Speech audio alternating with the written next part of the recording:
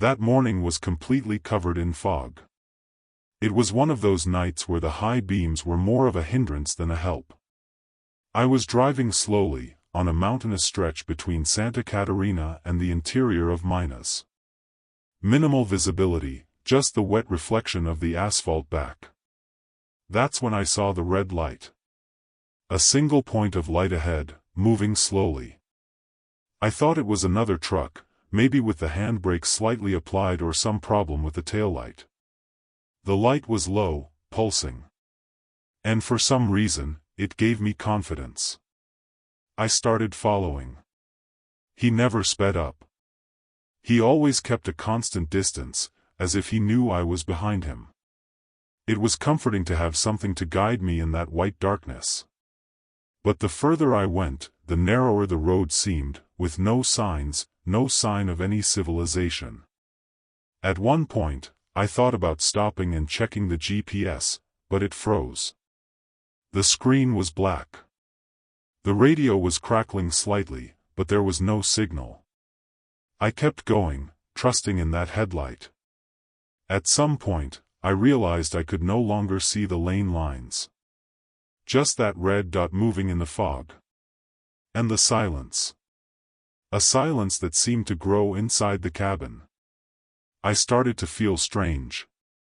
The lighthouse seemed to float rather than touch the ground.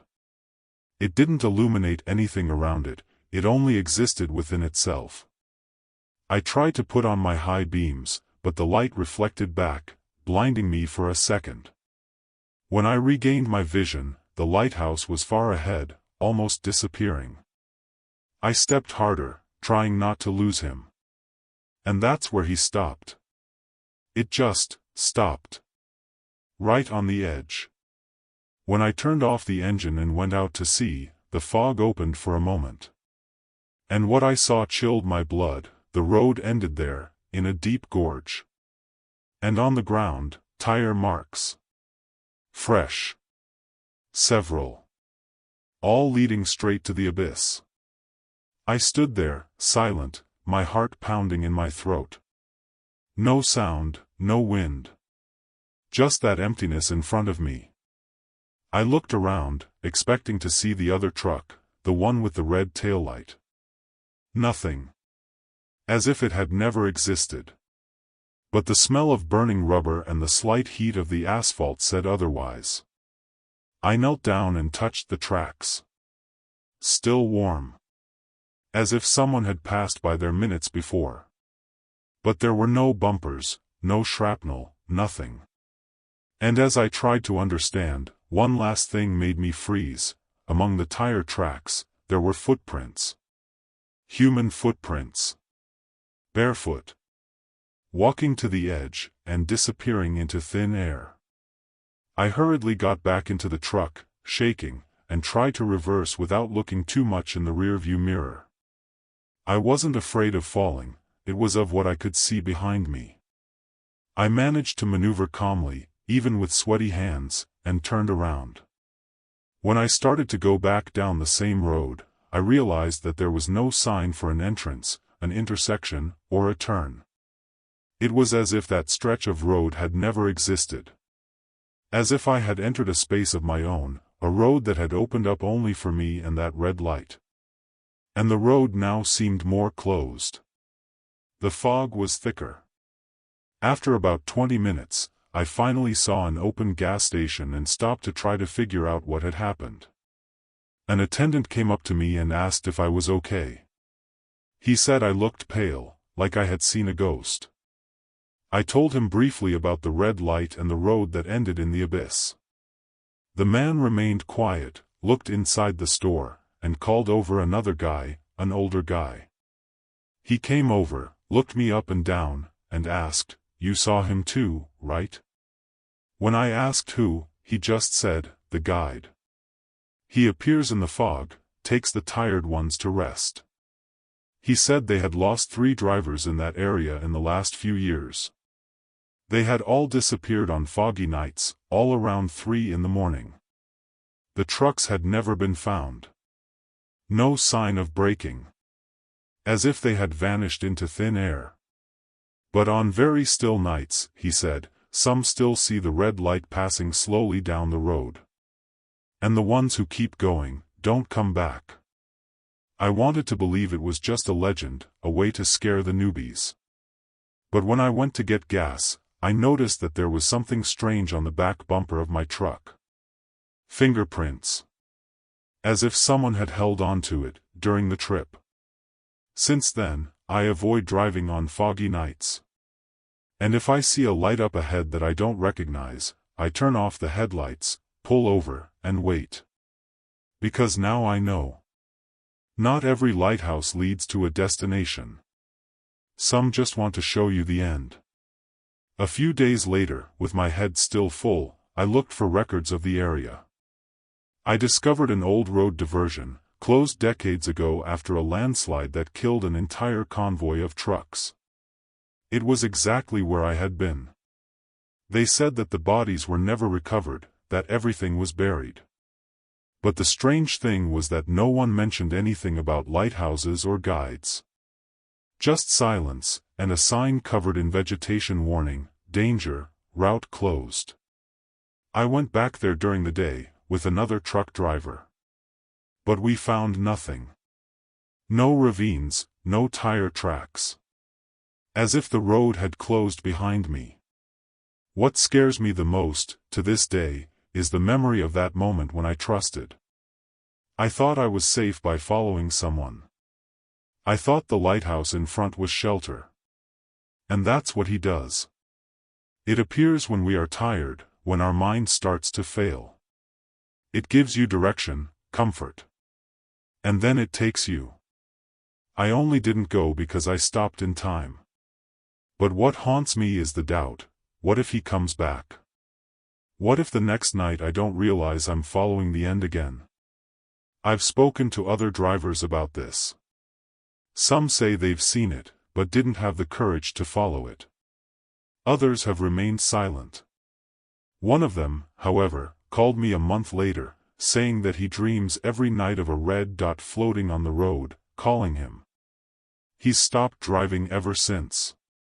I've thought about stopping too. But it's hard to leave the road after so long. But now, I drive slower. I watch every light. And I pay attention to the silence, because it's in the silence that it appears. So if you're ever in the middle of nowhere, with the road covered in fog, and you see a red light flashing up ahead, don't follow it. Don't trust it. Because maybe it's not a truck. Maybe it's nobody. Maybe it's just the last thing you'll ever see. It was supposed to be a quick stop, just to stretch my legs and get a coffee. The gas station looked completely abandoned, but the convenience store lights were on. There were no cars, no sounds. Just me and the truck parked there. When I walked into the store, I didn't see anyone at the register. I grabbed a water and looked around, waiting for a cashier to show up. That's when I saw him, sitting on a bench near the door, his hoodie pulled over his face, staring at a yellowed piece of paper. He didn't say anything until I walked by. Only then did he look up and say, "You're late, aren't you?" His voice was low and dry. He had an accent I couldn't place. Before I could say anything, he held out the map. It was thick, old paper, with creases and names of places I'd never heard of. "Here's a shortcut. It'll save you a couple of hours." I should have said no. But I don't know if it was exhaustion, curiosity, or the way he said it. I took the map, thanked him, and when I turned to leave, he was gone. As if he'd evaporated. The store looked different now, too, darker, more empty. I left in a hurry. Back in the truck, I studied the map. The route seemed real, with connections between cities I knew. I decided to take the risk. The entrance to this shortcut was a poorly signposted dirt road, easy to miss. As soon as I entered, the GPS stopped working. No signal. I continued anyway, guided only by the map and the feeling that I was taking a shortcut. The road was narrow, lined with dry trees and a sky that always seemed the same shade of gray. I didn't notice the time passing. I just drove. And after an hour, I realized I was going through the same milestones. The same fallen tree. The same cracked stone on the curve. I tried to turn around. The road seemed narrower, more closed. The truck seemed heavier. The air, thicker. I turned on the radio, it crackled. I tried my cell phone, no signal. Everything was silent. Everything seemed suspended. The map, now on the dashboard, looked different. The paper had begun to darken, as if it were wet. The road markings were slowly disappearing. And then I noticed something in the side mirror, a figure walking slowly on the shoulder, with the same hood. The same posture. And for some reason, he seemed closer with each turn. I started to accelerate, trying to get out of there as quickly as possible. But it was no use. The road seemed to spin on itself, as if it kept me trapped in an invisible loop. At every turn, the figure was closer. I didn't run, I didn't make any sudden movements, I just walked with that slow, steady pace, as if I knew that sooner or later I would have to stop. At one point, the road simply disappeared from the map. Literally. The paper now showed only a black spot where lines and names had been. And the strangest thing. I felt like I had been there before. But I didn't remember how or when. In an attempt to find a way out, I parked and got out. The air was heavy, thick, with a smell of wet earth and rust. Everything around me was completely silent, as if all sound had been removed from the world. No birds, no insects, no wind. I started walking ahead of the truck, scanning the surroundings. It was then that I saw something among the trees, other trucks. Almost hidden by the vegetation, covered in dust and leaves, abandoned. They looked like they had been left there a long time ago, but some still had new license plates. I walked to the closest one and saw something that made me freeze, handprints on the inside of the glass. I ran back to my truck and tried to start the engine. Nothing. Just a dull click. The radio turned on by itself, and a faint voice, the same one I'd heard in that store, said, "How long have you been here?" My blood ran cold. The dashboard read 2:47 a.m., the same time as when I'd turned onto the road. But the sky outside was already darker, as if night had become permanent. The hood appeared again in the mirror, this time closer to the truck door. No face. Just shadow. And the feeling that he was waiting for me to open it. As if this road were a trap, and he, the guardian. I didn't sleep that night. I locked everything inside and kept an eye on the clock. But it never moved forward. Stuck in that eternal minute. The figure never touched the door, but it never left either. In the morning, when the sun finally came out, I realized I was standing on the side of an ordinary road, with cars passing in the distance. The map had turned to dust. And I didn't remember how I got out of there. I went home after that, dropped off the cargo at the nearest depot, and asked for an indefinite leave of absence. But the worst part is that, even though I'm away from the road, things haven't gone back to normal. Sometimes I wake up in the middle of the night feeling like I'm still driving. Other times, I hear footsteps around the room, slow, dragging, like those of the man in the hood. And, no matter how hard I try to forget, a part of me feels like I'm still on that road, stuck in some stretch of road that no longer exists in the physical world, but remains inside my head. I spoke to a few drivers on the long haul. 2 of them said they had heard of the man in the hood. One described him before I could say anything. "He offers a quick way out, doesn't he?" was what he said. "But what he gives you, he also takes back." That guy never drove at night again. Another told me he had given up his map when the stranger showed up. He said that even so, his truck stopped by itself 3 nights later, in a place that no GPS showed up. He managed to get out, but he left something there. To this day, he doesn't know what it was. I just know that I never accepted shortcuts again. The map, the figure, the endless road, it all seems too real to be a hallucination. But it's also too invisible to leave evidence. The only thing left was the truck's rearview mirror. I could never get rid of a whitish mark in the corner, like an impression of a face I'd never seen.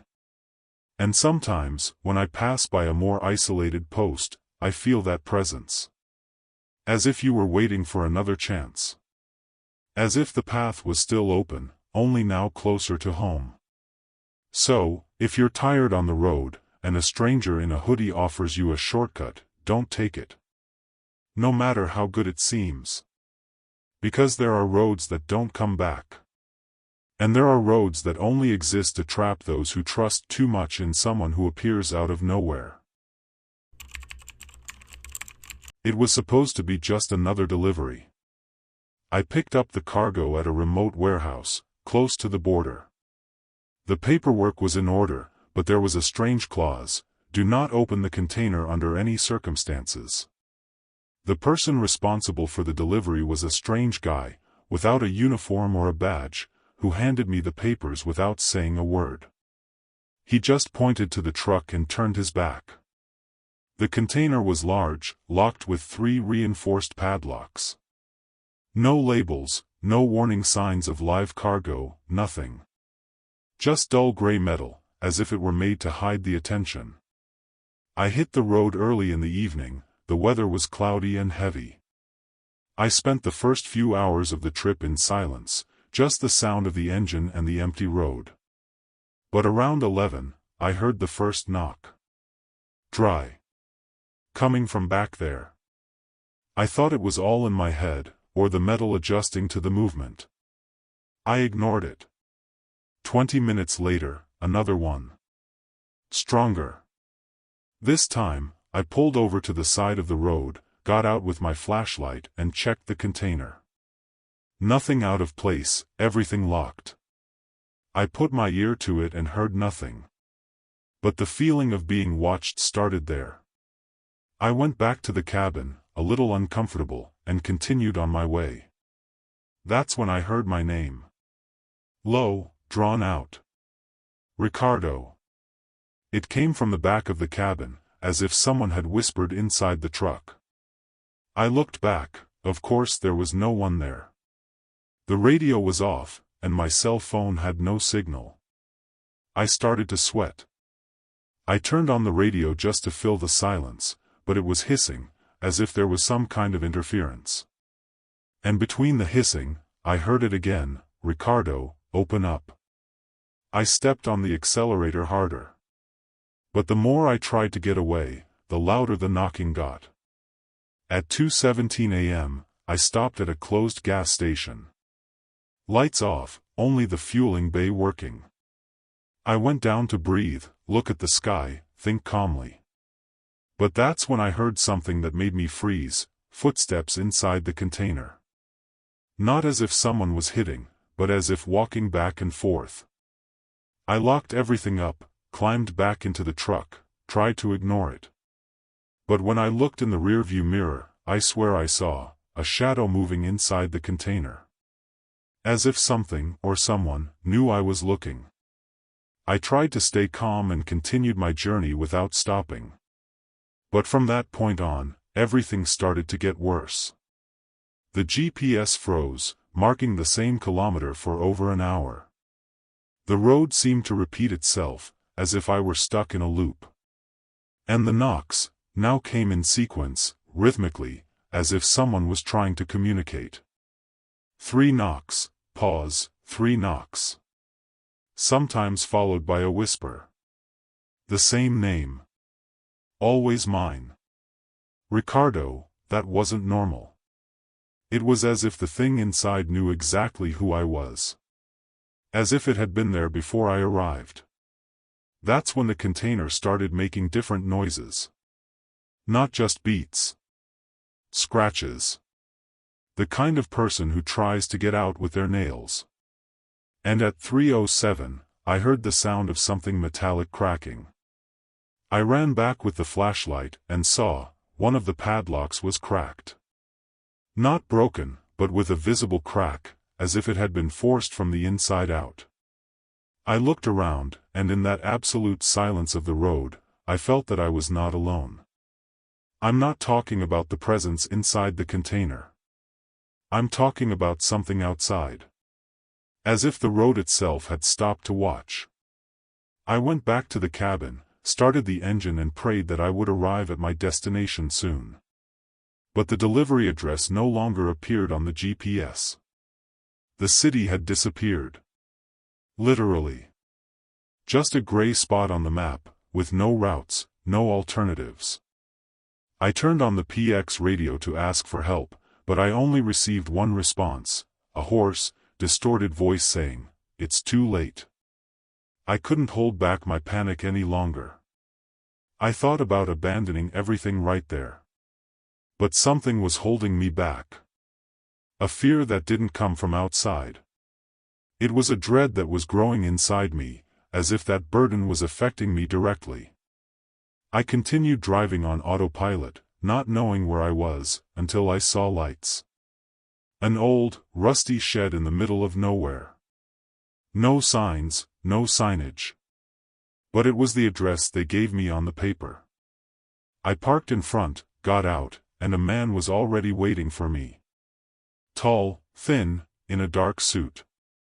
He didn't say anything. He just pointed to a corner of the shed. When I looked back at the container, the locks were intact. No cracks, no signs of scratches. As if it had all been imagination. But on the ground, beside the wheels, there were marks of bare footsteps. Small. Multiples. Going from the container to inside the warehouse. The man took the delivery papers without looking at me, signed with an old pen and disappeared through a side door of the warehouse. I was still in shock, standing there, trying to understand what had happened. I climbed back into the truck and left without saying anything. When I looked in the rearview mirror, the shed was no longer there. It was just an empty road. No structure, no light, no anything. As if I had delivered the cargo to another plane. As if that part of the road was not of this world. And worst of all, the weight of the truck was the same. As if the load had never been removed. Back at the company, I tried to explain what had happened. They looked at me as if I were delirious. They said the customer had confirmed the delivery, and everything was in order. They told me to rest and forget about it. But since that night, I haven't been able to sleep well. The name still echoes in my ears, Ricardo, just like I heard it inside the cabin. And sometimes, when I'm alone, I hear knocking coming from outside, even without a container. Always 3 knocks. Always at the same time, 3:07 a.m. I started researching cargo disappearances in that region. I found some old reports, vague things, but one phrase was repeated in more than one: they only call those who listen. I don't know who they are. I don't know what I carried. But I'm sure it chose me. Tested me. Maybe out of curiosity. Maybe for some purpose I can't even imagine. But whatever it is, it's still with me. Not physically, but like a shadow stuck to my name. As if, at some point, I had accepted more than just a delivery. So, if you are ever offered a sealed, unmarked load, with good pay and few questions, refuse. Because sometimes what is being transported is not what is inside the trunk. Sometimes, it is what wants to come out of it. I had been driving for almost 10 hours straight, without a break. When I saw the sign for Willow Creek Restaurant, I thought I had gotten lucky. It was one of those roadside places with an old facade, but well lit. It looked clean, with about 4 trucks already parked. A sign that the food was good. I parked, stretched out and went inside. As soon as I opened the door, I smelled that home-cooked food smell, but there was something strange in the air, a kind of artificial silence, you know? As if someone had paused the environment and only played it again when I entered. I went straight to the counter. The waiter, a skinny guy with side-swept hair and an impeccable uniform, greeted me with an exaggerated smile. So far, so good. But when I looked around, the other customers, all sitting at their tables, stopped eating and turned to me at the same time. Literally at the same time. The same head movement, the same smile. I froze. I thought it was paranoia from fatigue, but I swear, they all had the same face. Identical. As if they were copies. Same forehead, same mouth shape, same fixed gaze. It was impossible. I sat in the corner, trying to pretend that everything was normal. The waiter handed me the menu, but before I could open it, he said, "The special dish is ready." His voice was robotic, emotionless. And at that moment, all the other customers repeated, "The special dish is ready." In unison. Exactly the same. Their voices echoed in a way that seemed to come from the walls. I didn't respond. I just watched. And then everyone went back to eating, as if nothing had happened. Except that the sound of the cutlery didn't match the movement of their hands. It was as if they were doing it just for the sake of it, as if it were an act. I thought about getting up and leaving, but the waiter had already placed a plate in front of me. Meat. Rice. Dark sauce. "The special," he said. The smell was strong, kind of sweet. I couldn't place it. When I looked around again, everyone had stopped again. Only this time, they were all looking straight at me. And smiling. As if they were waiting for me to taste it. The air seemed heavier. And something inside me told me that if I ate it, something would change forever. I tried to remain calm, pushed my plate away gently and thanked him, saying I wasn't hungry. The waiter tilted his head to the side, still with that forced smile. "You better eat," he said. The others repeated in unison, without moving their lips, "You better eat." That's when I realized, the television on in the corner of the restaurant showed real-time images of myself, entering, sitting down, refusing the dish. The same scene, as if it had already happened. As if it was stuck in a loop. My arms began to tingle. The exit seemed further away than before. I stood up slowly, trying not to attract attention, but all the customers stood up with me. Same step, same movement, like wind-up dolls. The waiter remained standing behind the counter, eyes fixed on me. "There's still time," he said. "You can join in."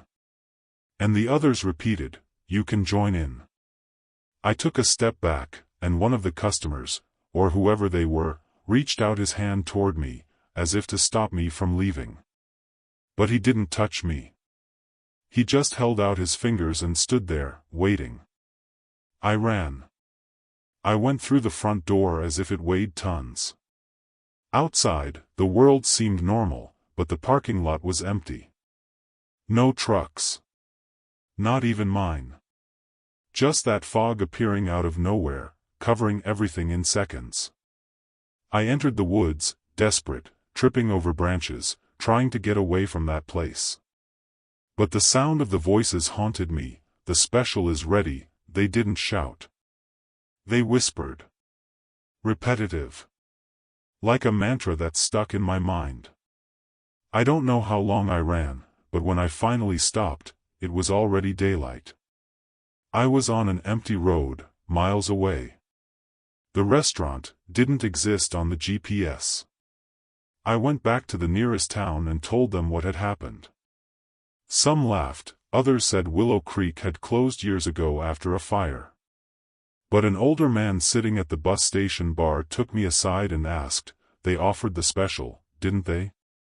I could only shake my head. He pulled up his sleeve and showed me a huge scar on his arm. "I took it," he said. "I left there, but I was never myself again. After that, I never ate anything on the road again. And every time I see someone staring at me with a forced smile, I run away. Since that day, I have developed an aversion that I cannot explain. It's not just about the restaurant, it's about the people. By agglomeration. By repeated voices. Even radio commercials make me nauseous. Every time I hear something in unison, it makes me feel sick and gives me a headache. And sometimes, when I'm driving alone at dawn, I see lights in the distance that look like they belong to a roadside restaurant. But when I get close, nothing. Just woods, empty roads, and the echo of my breathing. As if the place was calling me again. As if a door had been left open. I don't know what that special dish was. But something tells me it wasn't just food. It was an invitation. A pact. A surrender. I saw in their eyes, or in that if I had accepted, I wouldn't have come back. At least, not as me. And maybe that's the point. Those who eat, become part of it. They stay in the restaurant. They act. They wait for the next one. And they keep serving the same dish, forever. Not out of obligation, but because they no longer remember who they were before.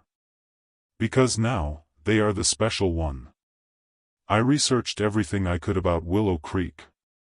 I found an old mention on a foreign forum, from a truck driver who swore he had stopped at a restaurant where all the customers were the same.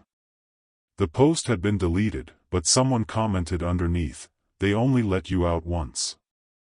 I was never able to contact the author. It disappeared. No one knew his real name.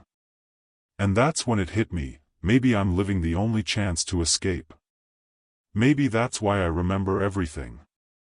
To warn. Because when they let you go, it's to spread the word. Or, to keep the cycle going. So if you ever come across a restaurant called Willow Creek, even if it looks harmless, bright, clean, walk right past it. Don't go in. Because no one inside is who they seem to be. And if they offer you the special dish, turn it down. Because the special one, in fact, is you. I was driving north on I-95, and it was almost midnight. The road was quiet, the kind of quiet only a trucker knows, the engine still running, the headlights cutting through the darkness, and nothing else. That's when I noticed something strange in my rearview mirror. A truck exactly like mine. Same model, same color, even the torn sticker on the side of the cab. It seemed like a coincidence, but something about it bothered me. It was just a short distance away, as if it were mimicking every move I made. It braked when I braked, accelerated when I accelerated. Never closer, never further. The first time I moved the steering wheel slightly, just to test it out, he did the same. It gave me goosebumps. I slowly moved into the left lane. He did the same. I moved back to the right, the same. It wasn't just a coincidence. It was as if that truck was stuck in my shadow. I looked closely and noticed the most disturbing thing: the driver's seat was empty. No reflection, no silhouette. Just the steering wheel turning by itself, the headlights fixed, and that hood identical to mine staring at me from behind. I thought it was some kind of joke, some autonomous truck testing something new, but it didn't make sense. An autonomous truck with an old sticker on it just like mine? Impossible. I picked up the PX and called the general channel. No answer. Just a hiss. After a few seconds, a hoarse voice whispered, "He already knows." I dropped the radio as if I'd been shocked. The road continued straight, without traffic. No gas stations, no cars. Just me, the asphalt, and that thing behind me. I decided to pull over to the side of the road, get out, and face it head on. But as soon as I turned off the engine and got out, it stopped too. Same noise, same timing. I walked slowly to the road, waiting to see who was inside. But the seat was still empty. The headlights went out for a second, and then came back on. Only now, they were closer. Much closer. The cabin seemed darker inside, as if it were made of a material that absorbed light. And I started to feel a strange weight on my chest. As if something was pulling me in. I turned around and went back to my truck. As soon as I got in, I locked the doors and started the engine. The other truck's headlights were still there, stationary. But now they were flashing at an unusual frequency. As if they were trying to communicate something, or hypnotize me. I put it in gear and got back on the road, stepping firmly. The speedometer was going up, and yet, when I looked in the rearview mirror again, it was still the same distance away. No closer, no further. Stuck behind me, like a reflection, or a shadow. It was then that I noticed something impossible, the odometer. The number was reversed. The same number as mine, only mirrored. Exactly. Every number, every mile. I looked at the dashboard and felt a shiver. My travel time was the same, too. Exact down to the second. But the clock on the other truck, the one I could see reflected in the rearview mirror, was going backwards. I was going forward, and it was going backwards. As if it were a version of me from somewhere where time doesn't work the same way. I took the first exit I found, got onto a poorly marked service road and waited. I kept my headlights off, praying that he would pass by. But nothing. It was completely silent. I waited for about 10 minutes, until I had the courage to get out of the cab and look to the side. He was there. Stopped. Exactly where I had stopped, but in the other lane, mirrored, as if the world had split in two. And in his window, I saw my reflection. But it wasn't me. It was something that looked like me. Only with completely black eyes. Staring at me. I got back behind the wheel, tried to reverse, to get out of there. But the truck wouldn't respond. The lights on the dashboard flashed in code, the needles spun like crazy. And the radio started to crackle again. Only this time, the voice was mine. Exactly mine. Saying, "You already let me in." That broke me. It was like something had crossed the line. Like the reflection had come loose and was now sharing space with me. My vision went black for a few seconds, and when I came back, I was on the road again, but the truck in the rearview mirror was gone. Since then, everything seems the same, but nothing is. The truck still runs, the radio still plays, the mirrors still work. But sometimes, I see him again. At a post in the distance. Stopped in the next lane. In a reflection in a window that shouldn't show anything. Always for a second. Always when I'm alone. I've already tried recording, taking a photo, showing it to someone. But it never appears. Only I see. Like he's stuck to me now. As if, somehow, I had passed over there, or he over here. I went to a garage and asked them to change everything on the truck. License plates, paint, stickers. Even the seat. I wanted to change anything that would differentiate me from that reflection. It worked for a few days, until he came back. Only this time, with the modifications. The same new stripe, the new number on the bumper. He always copies me. Always. As if he were mirroring me in real time. A mirror that doesn't reflect, it imitates. But what scares me the most is thinking, what if I'm no longer the original? I can't sleep well. I stare at myself in the mirror for too long, trying to find a difference. A proof. But everything looks the same. Sometimes I hear my own voice calling out to me when I'm alone in the truck. Don't brake. Don't turn. Now it's my turn. As if the thing in the other truck is still trying to switch places. Or worse, as if it already had, and I just hadn't noticed. So, if you ever look in your rearview mirror and see a truck just like yours following you for too long, don't ignore it. Because it might not be a coincidence. It might be your reflection trying to get back home. And maybe, this time, it will make it.